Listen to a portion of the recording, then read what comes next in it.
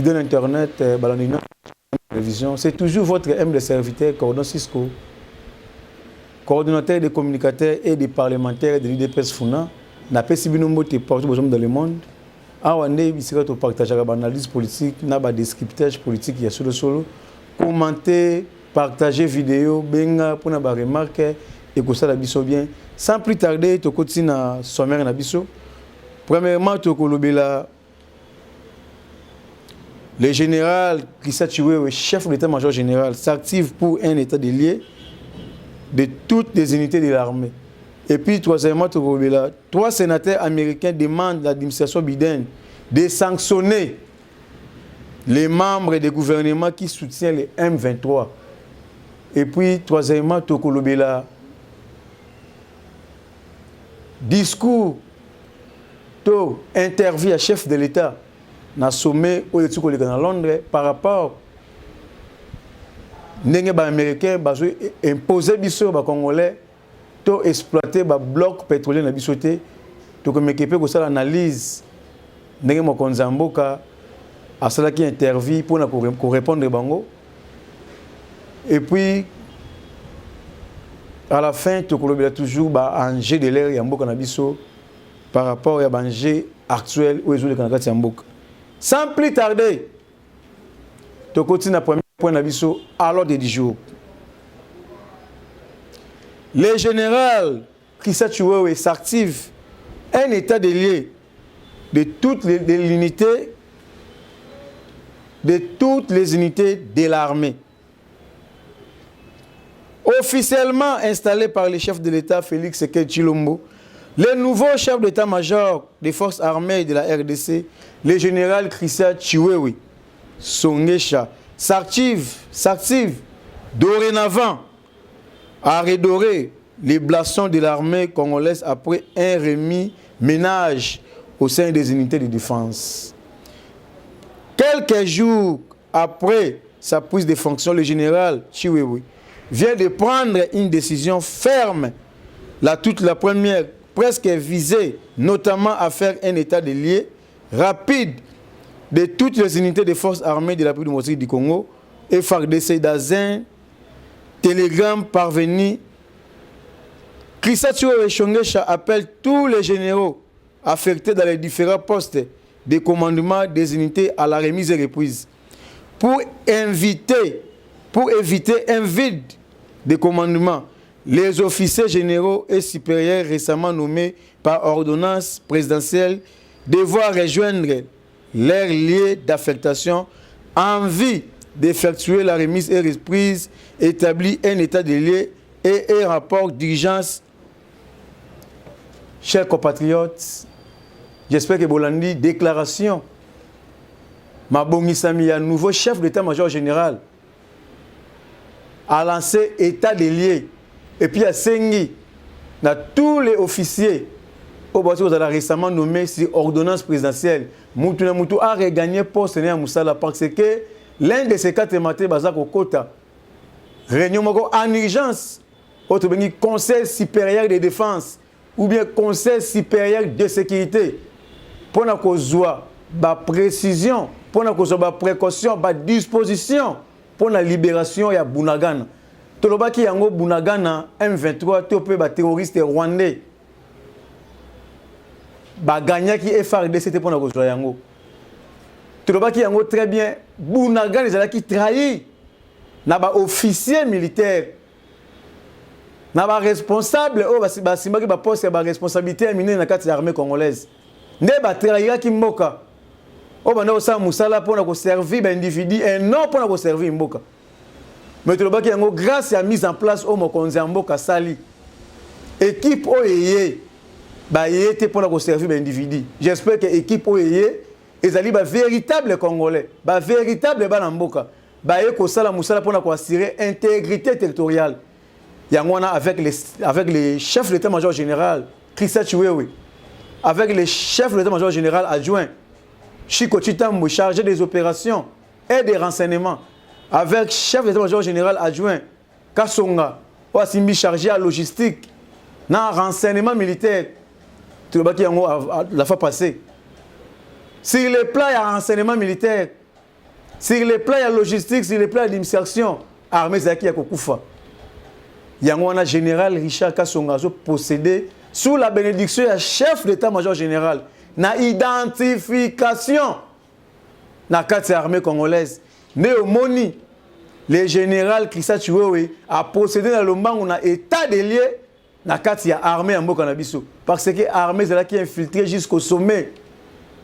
Aux hommes, on a numéro 1 renseignement militaire de l'Elfé Kaimbi, un Rwandais. À l'époque, il y a un musée, chef d'état-major général. Numéro 1 armée, un Rwandais. James Kabarebe. Aujourd'hui, conseiller à Kagame dans la matière de sécurité. A Tikaki Banan, la carte armée congolaise. N'a pas pris sa responsabilité. A infiltré Banan, la carte armée congolaise. Et puis, M. Police Kanambe, ça dit continuité pour nous servir.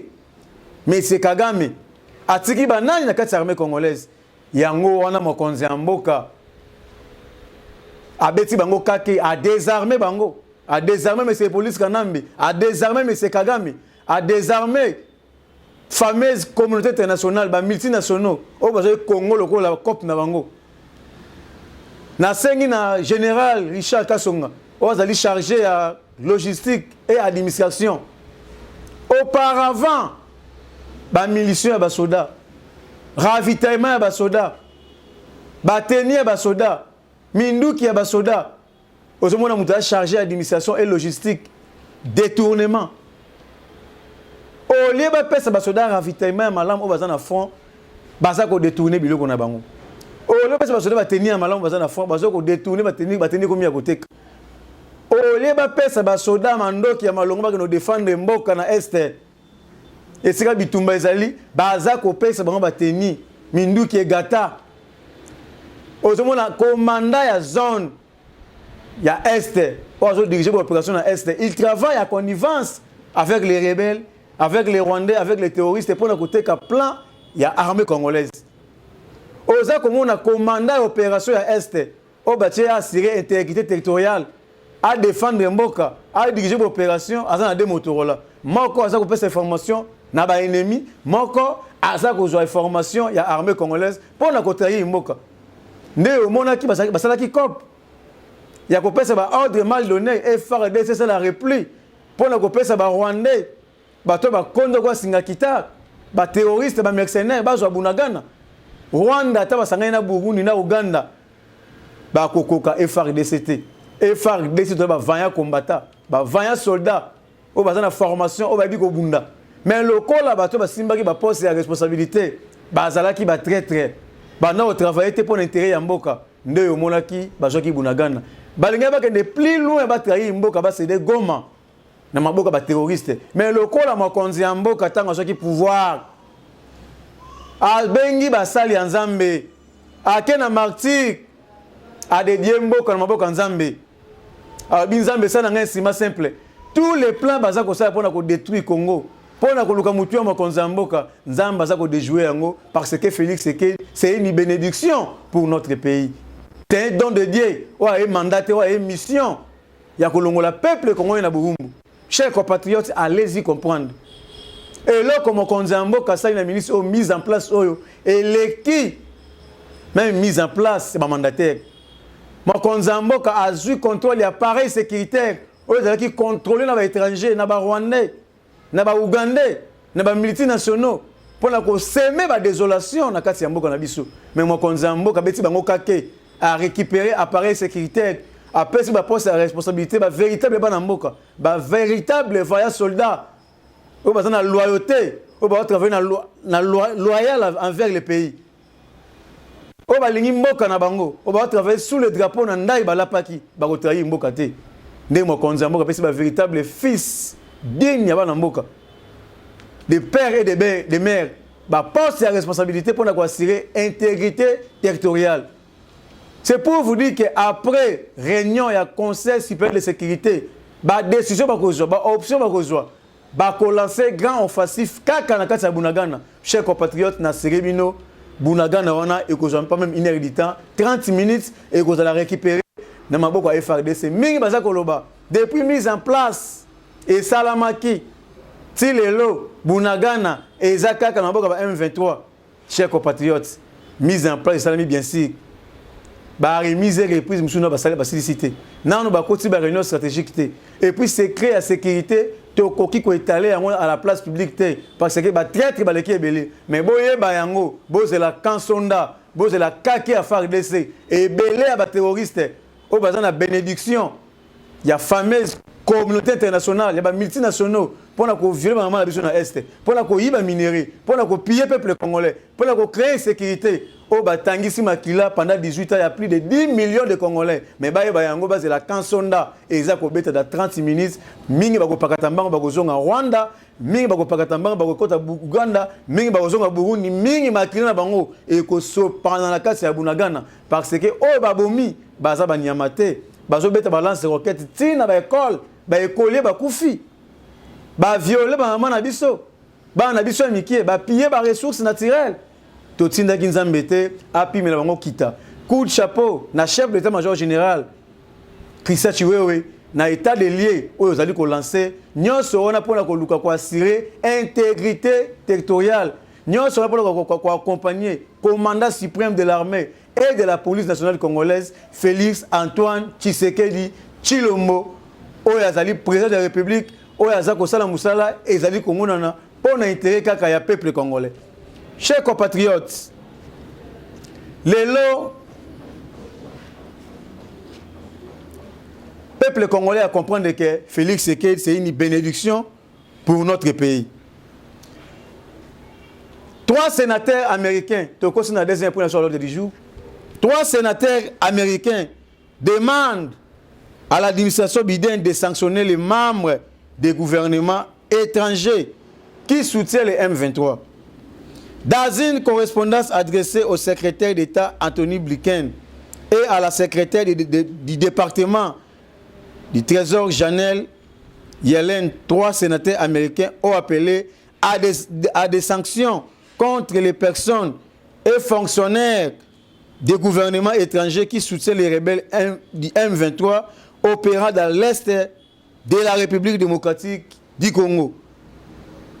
Richard Diquin, Chris Van Hollen et Tim Kenney veulent que l'administration Biden fasse une mise en jour sur l'application en cours des sanctions américaines contre le M23 comme l'exigent les droits publics 112-239. Il évoque des rapports crédibles des organisations de défense, des droits de l'homme, des établissants des droits de l'homme établissant que les M23 régulièrement approvisionnés en armes et munitions modernes permettant à ces membres de frapper régulièrement des cibles sur les longues distances et exécuter des tirs de précision contre des aéronefs qui suggèrent un parrainage direct par un État. Chers compatriotes, j'espère que vous l'avez très bien dans l'article. Tant que je konzambo kazako télé na tribune, il y a un organe international. Pour que vous voyez que M23 est allé brancher l'armée rwandaise. Congo est allé agresser les terroristes rwandais. Et puis, rapport, il y a des experts des Nations Unies, où ils allé dans Messa, il y a Conseil de sécurité des Nations Unies. Baloba qui est clair, comme l'eau claire dans un verre clair, que les Rwandais qui agressent la RDC, les Rwandais qui agressent la Est de la République du Congo, mais tout le monde qui tous les organes internationaux, c'est qui est indifférent. Parce que on va mettre bloc pétrolier, qu'on défend les gars bloc pétrolier, pour exploiter bloc pétrolier. Mais aujourd'hui, le pouvoir a fatigué les alliés en Zambie. 3 sénateurs américains demandent à l'administration Biden de sanctionner les membres des gouvernements étrangers qui soutiennent les M23. Chers compatriotes, allez-y comprendre. Et puis, il évoque des rapports crédibles des organisations de défense des droits de l'homme établissant que les M23 est régulièrement approvisionné en armes et munitions modernes permettant à ses membres de frapper régulièrement les cibles sur les longues distances et exécuter des trucs, des décisions, des précisions contre des aéronefs ceux qui suggèrent un parrainage direct par un État. État yangonin, baza kolobila ba Rwandais, basengi na administration Biden va sanctionner tous les pays, bah entre autres bah Rwandais, bah Ougandais, oyo bazali ko approvisionner, ko pesa ba M23 ba terroristes ba munitions, ba armes de guerre, ba obi, tandis que bazali armée loyauté, bazali armée ya mboka te, o ba dépendre du gouvernement quelconque, bazali ba mercenaires, ba terroristes. Mais boza ko armée bango, boza ko pesa bango ravitaillement. Pour n'avoir semer désolation dans mboka au gouvernement, au président de la République élu démocratiquement na urne au peuple peut pouvoir. Aux a plein de mandats constitutionnels. Mais bino gouvernement mboka mususu boza ko pesa ba terroriste pour baya ko violer, baya ko piller minerai, baya ko boma et puis ba bomi, bazo continuer ko boma, bazo continuer ko iba. Chers compatriotes, Zambala Lakate, Lelo, Basengi, le gouvernement Biden, va sanctionner le pays à l'Olenge Wana, va sanctionner, bon, et puis sous qu'on a sanctionné, il faut qu'on kanga bango, qu'on sambisa bango na ba cour pénale internationale, parce que oh ba sopi makila na Congo, bazali banyamate, oh ba tangisi makila ba tiki biso, baza manyamate, oh ba violer, maman na biso, ba koko na biso, ba leki na biso, bana na biso. Baso ko venir bana miki ko kata mitu na machette nyonso wana pour na copier minerai pour na ko travailler à connivence ba ministère nationaux OK mon konzambo ka ebisaki bango oyo nyonso azana posa ya minerai ya cobalt ya lithium ya étain ya manganèse ya charbon ya bagage na tikela Congo tout ça qui partenariat privilégié gagnant baya na grande porte mais tout le monde a une grande porte c'était aligner les fenêtres ko travailler ko financer les terroristes, les financer les rebelles, les financer les mercenaires pour nous piller minerai, pour nous coïba Congo, pour nous bomber Congolais. Or que dans les fenêtres, les maquillés, les gens qui ont des mots konzambo kalobaki à lobby jusqu'à sacrifice suprême. Il faut qu'il y ait côté dans l'Est. Même les sengi mutu na elala, il faut qu'il y ait côté dans l'Est. Sur toute l'étendue de la République, Congolais vivent na kimia, Congolais là na kimia, Congolais tanga na kimia. Congolais à Milana Kimia. C'est pour vous dire que Félix Sekele, c'est une bénédiction pour la République. Tous les prédécesseurs de Baleka, et le président Marota Sala, est fort. Oh, mon Konzamboka, Azako Sala. Mingi Bazako Loba, Kabila a signé une sécurité dans l'Est. Kabila a signé un 23. Non! Kabila a signé un accord. A signé un dialogue avec les terroristes. Bazwa qui est terroriste, Bazwa qui est rebelle, Rwandais. Annexé dans l'armée congolaise. Annexé dans l'institution, bazu ba poste à responsabilité, ba mandataire, ba ministre, na quatre armées bazu ba poste à responsabilité, ti dans la police, ti dans renseignement militaire, civil.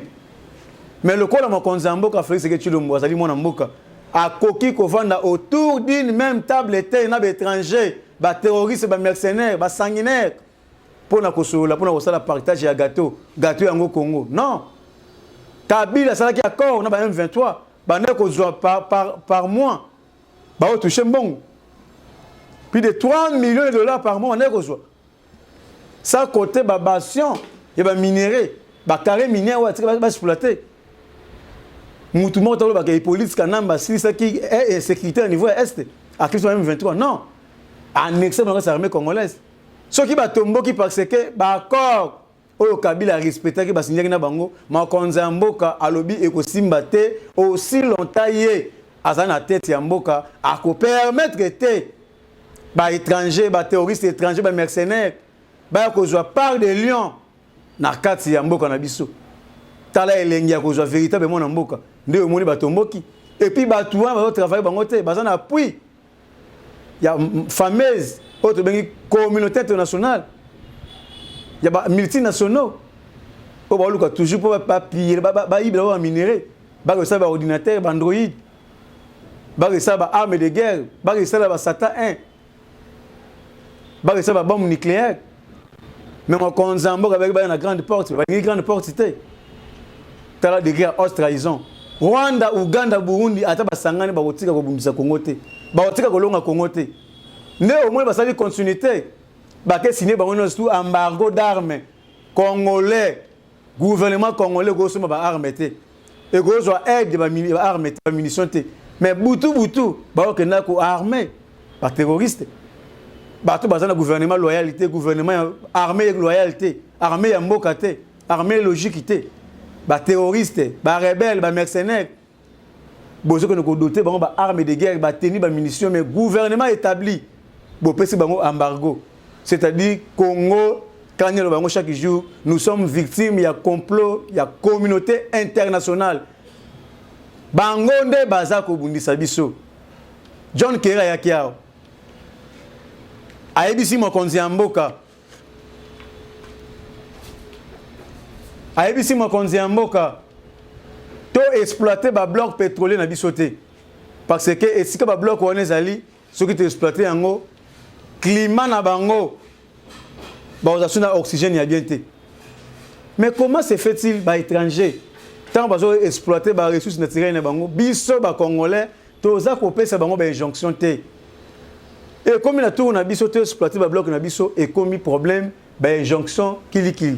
Na remercié le chef de l'État Félix Tshisekedi Tshilombo, Nenge a répondu qui John Kerry na interview na ye, où il y a cela qui na sommet à Londres, il y a investissement africain, devant investisseurs africains. Alors bien, j'ai bien écouté les conseils de John Kerry, mais nos ressources naturelles, toko exploiter en haut pour l'intérêt de la population nabiso. Tala mokonza mboka o alingi peuple na ye o faire face na ba multinationaux na ba occidentaux ba décideurs du monde ba hommes forts du monde tous les prédécesseurs ba leka ba tikala ko faire face te, c'est-à-dire mokonza mboka ache mutu bakata ba biloko oyo musée akufa nango ba biloko oyo lumumba akufa nango mais mokonza mboka ko signer yango ko leka lumumba na musée. Alors, il faut exploiter les ressources naturelles pour l'intérêt du peuple. Chers compatriotes, pourquoi les Occidentaux ont exploité les blocs pétroliers? Quand on a des blocs pétroliers exploités par an, il y a 50 milliards de dollars, sans compter la régie financière. Le Congo s'est développé sur le plan économique. Ce qui Congo s'est développé sur le plan économique directement comme en Afrique. To neutraliser batumboko mike o bango ba parinaka o bango ba tindaka pour na ko déstabiliser Congo. Nde baza ko la pongité bazo multiplier ba stratégie ba ko sala tous les moyens pour na ko déstabiliser biso sur le plan économique. Ba lingité Congo to développer sur le plan économique, même en Konzambo quand il est déterminé to ko exploiter ba bloc pétrolier na biso. Bango bazali pays riche, baza ko exploiter ba ressources naturelles na bango. Ba osa ba véhicule, ba osa ba bombe, ba pareil, ba osa ba ordinateur. Mais ba lingité biso to exploiter ba bloc pétrolier na ba ressources naturelles na biso pourquoi? Ceux qui ba monique, ceux qui to exploiter ba bloc pétrolier na biso ekobe bisa climat na bango, oxygène na bango. Ba pesa biso mbongo équivalent na prix ba bloc pétrolier on a parce que peuple congolais peut a bénéficier nango. To vendre sa économie en mboka na biso, to développer armée na biso, to développer mboka na biso, les lots qui ba bloc pétrolier exploiter yango, même chômeur. O azana musalate akobana ko toucher salaire le chômeur américain. Siko développement na armée, na fonction publique. Sur les plans infrastructure, développement social, il y a éducation, il y a santé sur tous les plans. Sur le plan sécurité, mboka eko développer ma casse. Et puis ba étranger, ba Chine, ba États-Unis, ba France, ba kobanda ko ko défendre mongo na Congo. Ba comprendre que Congo c'est comme une force sur le plan économique et ils ont échec na bango. Donc on neutraliser tout le contrôle du monde. Mais avec Félix Tshisekedi Tshilombo, nous sommes déterminés. Bitumba makonzambo engagé et ça pour intérêt na yete. Makonzambo kala la kanzalate. Aza bien, famille bazali bien, ba proche bazali bien. Mais ceux qui m'ont ka aza ko signer yo maoyo, aza ko chamutu bakata, eza uniquement pour l'intérêt du peuple congolais. Yango na sengi na peuple congolais partout dans le monde. To simana comme seul homme. To soutenir notre frère, notre sang, Félix Tshisekedi Tshilombo. Oya za kola la pongité, oya uche mutu bakata.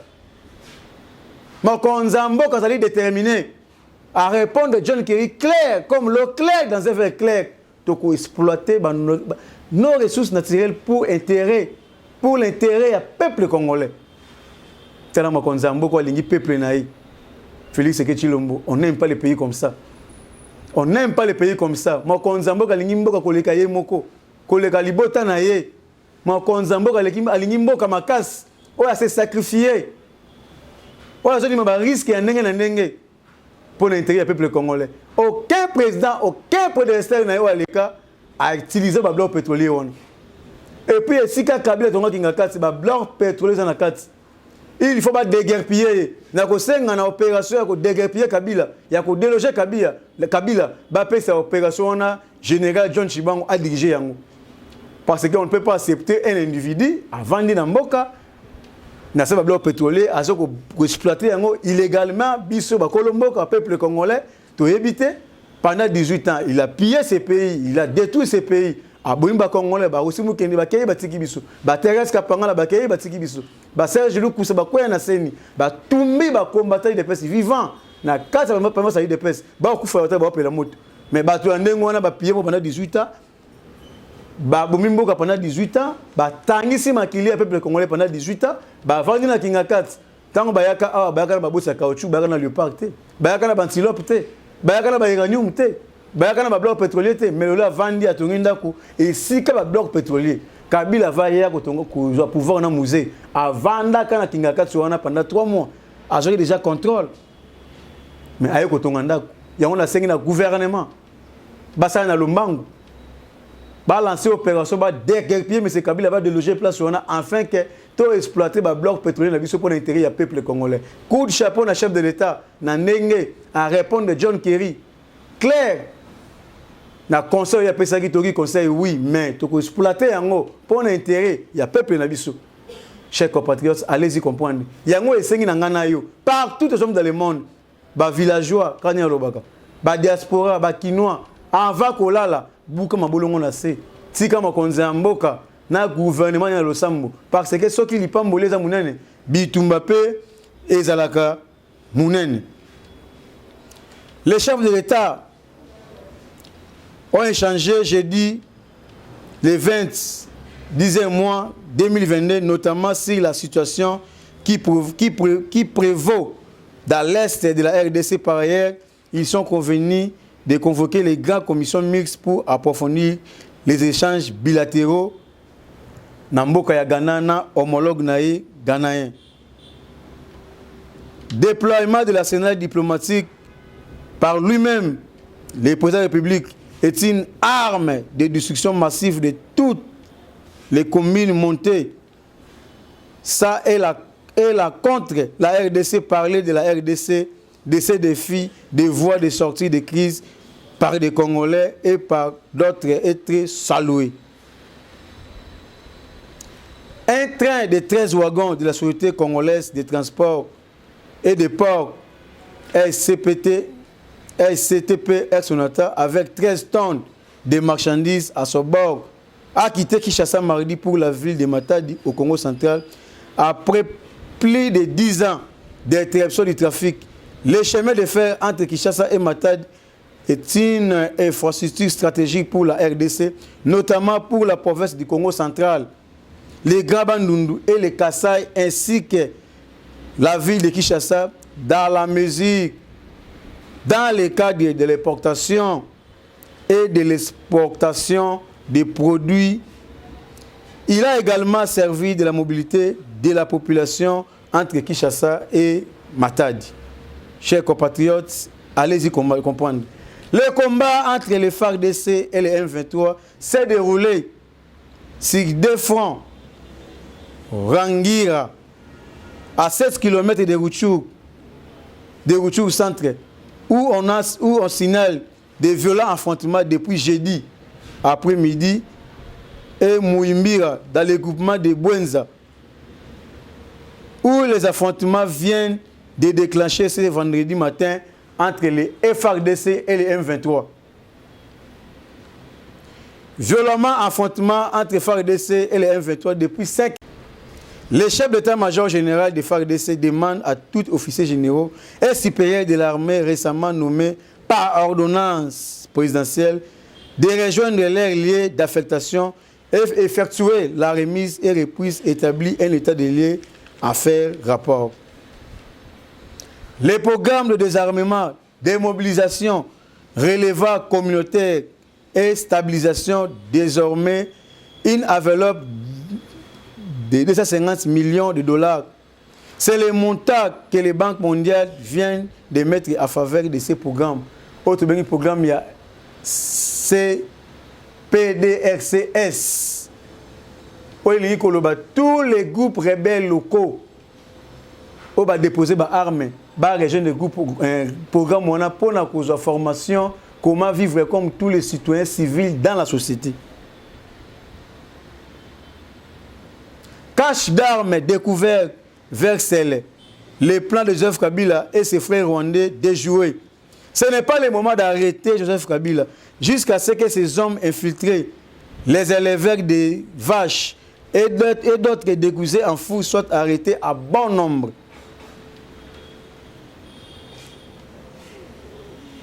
Le gouvernement congolais vient d'attaquer les M23. C'est depuis 15h25 que le gouvernement a porté par la M23. Depuis 15h25 que le gouvernement congolais a attaqué nos positions avancées sur l'axe Sabinho, précisément vers Rangira. Nous sommes obligés de nous défendre et de s'exclure d'appliquer les droits de poursuite. Talabato au un dialogue na gouvernement congolais ba terroriste. Les lo FARDC et beti bango ba grand offensif. Tina kata basona bango. Porte parole na bango wilingo mangoma aleli. Ba ko défendre nini ba yango Congo ya lobby eza Congo ya leloté. Armée ya lobby eza armée ya leloté. Ba responsable o ba simba poste ya responsabilité na kata armée congolaise. Ba za ya leloté ya lobby té. Soki ba meki ba yango l'un de ces 4 matins Bazako pakata mangu tozo ko assurer intégrité dictatoriale tozo contrôle ya état sur la république na sengi na peuple congolais to pesa armée ou makonzambo apesi confiance to pesa makonzambo confiance to accompagner armée congolaise to accompagner makonzambo pour na ko chiter na remercier le directeur général de l'INPP le DG Patrick Kaembe o yazako sala musana vision à chef de l'état o yazako sala musana vision le peuple d'abord. On a accompagné mon conduit en Mboka. On a amélioré les conditions de vie. Yabaja INPP. On a amélioré la qualité de formation. Yabaja INPP. Les DG Patrick Kaembe. On a été na IDPS. Et l'on a condo docteur Etienne Tshisekedi de Mulumba. Les fruits de l'IDPS. Quand on a mandaté IDPS, on va exploit. Na 4 institutions en Mboka. On va exploit. Na 4 entreprises publiques de l'État. Le DG Patrick Kaembe, coup de chapeau, Kobana Moussala, toujours un témoignage. Yabaja INPP, Nandenge ont amélioré conditions de vie na bango, Nandenge otomboli salaire na bango, Nandenge otomboli salaire. Pe prime, yaba formateur. Et le Baja INPP balobi iyo. Baja INPP ba osenga na makonzi ya mboka a confirmé le DG Patrick Kaembe, ozali DG en intérim, Osa Moussala. Et ça comme on a mis sous. Oh et c'est plus peuple congolais. Oh y a tongi ba bâtiment d'Équateur. Nyoso wana pona ko panza INP par-ci par-là. Oh pona été mo konzamboka aya ko inaugurer ba bâtiment oh le DG Patrick Kaembe azali kotonga. Le DG Patrick Kaembe oh ya sombi ba mituka ba matériel ba ordinateur ya ndenge na ndenge pona ko améliorer toujours qualité de formation ya betida INPP. Coup de chapeau na directeur général en intérim le DG Patrick Kaembe. Biso va combattre IDPS, va comprendre de l'itinario, oh, tout le monde ensemble, na combat, le peuple d'abord, tout le monde merci, na nenge, combat na biso, au bas qui a mon amaïté, aucun na INPP, au tien en pratique, les lobaja INPP, le peuple d'abord, na 5 na makonzamboka, a confirmé yo, a fait sa long mandat, parce que, au continuer à accompagner, na vision de le peuple d'abord. Na pesi merci, na bande konyo, bande biso, pour partager vidéo, pour commenter, pour nous avoir numéro plus 243 89 68 53 286. Plus 243 89 68 53 286. C'est toujours votre humble serviteur, Cordon Cisco Charles Jafuna, les défenseurs. J'ai dit et je vous remercie. Royal Hands Foundation. Médicaments directs. Envoyez-nous l'ordonnance de votre proche depuis le Congo RDC. Payez en ligne. Nous irons la chercher à la pharmacie. La livrerons directement à votre famille en moins de 24 heures. Visitez notre site www.royalhandsfoundation.com. Téléphone plus 44 73 05 94 65 59 plus 243 900 064 326 plus 44 73 05 86 94 88. Royal Hands Foundation, médicaments directs.